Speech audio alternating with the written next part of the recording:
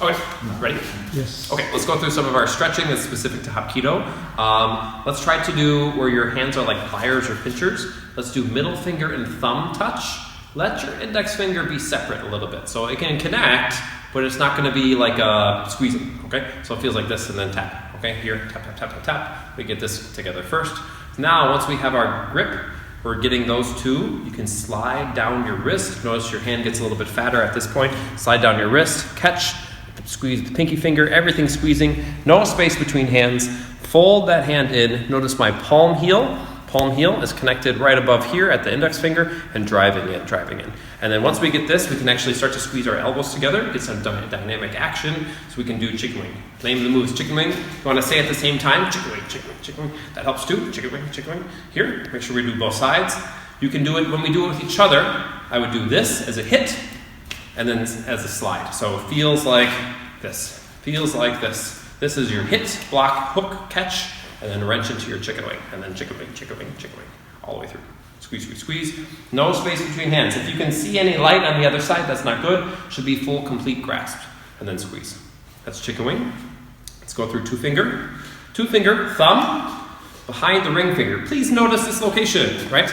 So if you could cut your hand in half right here, these two are a little bit bigger than these two. Right here is kind of your midpoint.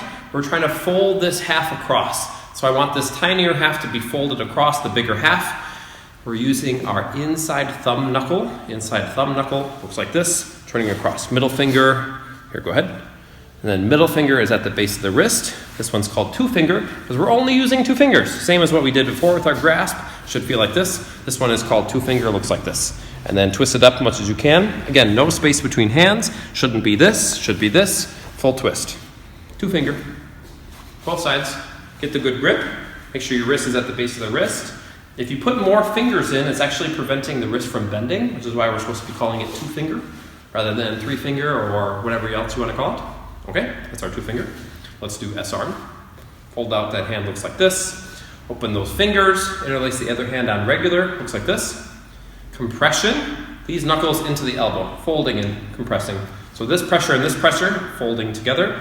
Then once you have that pretty tight, rolling this pinky finger towards my own nose, trying to keep this bone set still and roll this part forward. Roll this part forward. Feels like this, rolling forward.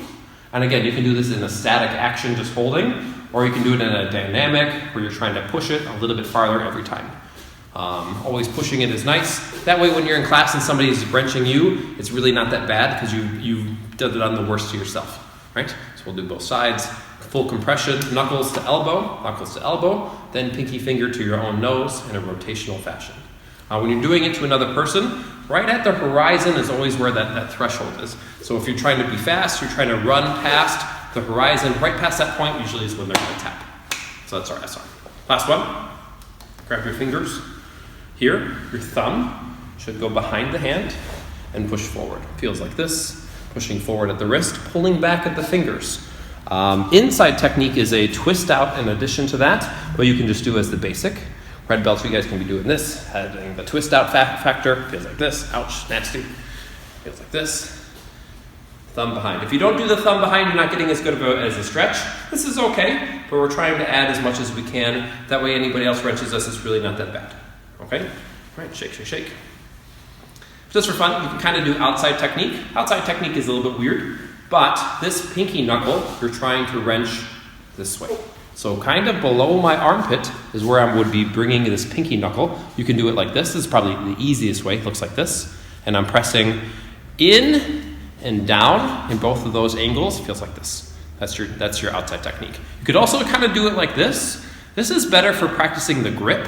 Right now I'm kind of practicing the grip for outside technique. And then I can do it to myself. Feels like this, where I'm pulling this section and pushing this at the thumb. But if you want to feel the stretch of the technique, that would be doing it more like this. That's your outside technique.